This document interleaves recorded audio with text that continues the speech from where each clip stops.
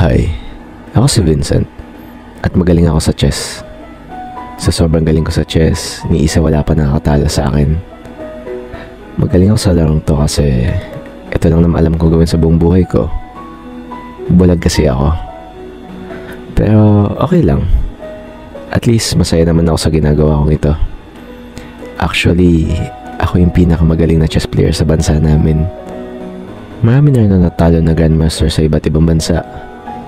Pero yung pinaka nakakuha ng attention ko ay yung naging best friend ko. Hoy, ikaw ba yung sinasabi nilang magaling mag-chess? Opo. Bakit? Eh di ba, bulag ka? Opo din. Paano mo ko lalabanan kung di mo ako nakikita?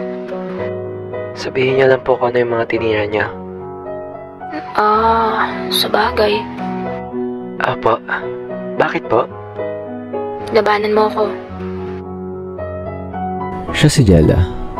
Naging kaibigan ko siya nung high school pa lang ako.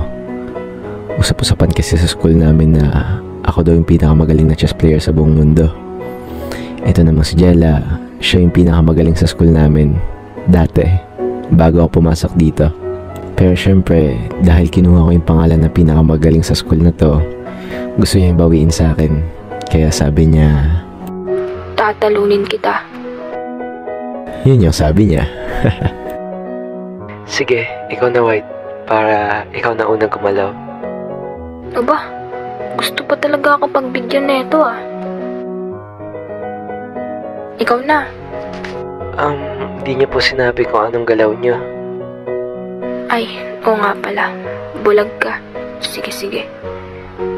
P1 to C3. At syempre talo ko siya. Sus, tsamba ka lang dahil na-focus ako sa sakit mo.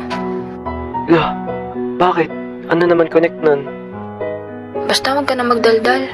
Labanan mo pa ako.